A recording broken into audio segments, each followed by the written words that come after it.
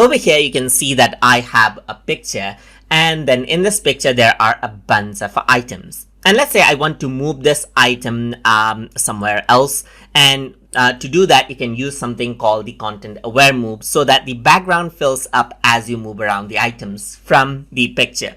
So to do that, I'm going to go around over here onto the modify option onto this tool right here, and you can select the selection right here. You can add to selection. This simply works like the selection option. So now what you can do is you can click and drag around this object right here. So let me just go around and click and drag around and select out this object, and you can see that I actually made a mistake right here.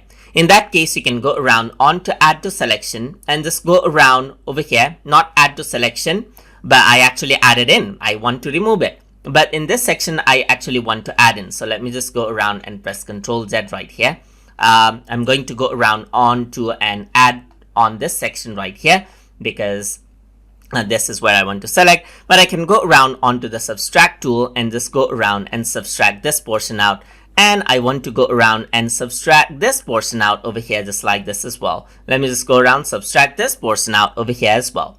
So now you can select out the healing level right here, and now you can simply click and drag to move around the object in different places. You still see the original object as you can see, but I'm just going to go around and resize this out. Let's say keep this somewhere else and press the check mark button, and what happens is that the object is removed from that section as you can see, and the object is blended out over here on the top. Let me just press Ctrl D on my keyboard, and this is what you have as you can see, just like that. Let me just go around onto and press Ctrl Z right here. So let's say I don't want to completely remove it. I just want to resize it to make that object small. So I'm just going to go around, keep it right here, press the check mark, and you can see that there's much more better editing done right there. So let me press Ctrl D right here, and there you go.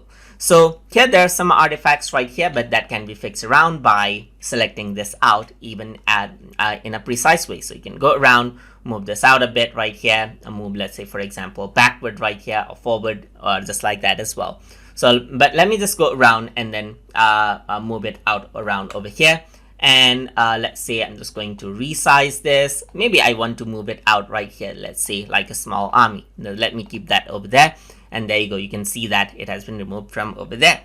So let me press Ctrl D right there. So that is what you can do. You can also use the extend option right here as you can see. So if I were to go around right here and select this out, and in this case I'm not selecting it very well, but let me just go around onto extend. So if I were to go around, press the check mark right here, the original item does not get removed, but it actually duplicates right here and tries to blend in the background as you can see, just like this.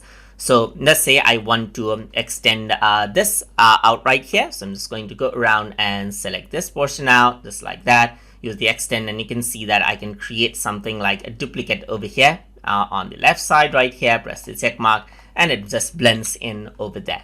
So that is how you can go around and utilize the content aware move tool inside of Adobe Photoshop Elements. So hope you guys learned something as always. And as always, please like, comment, share, and subscribe.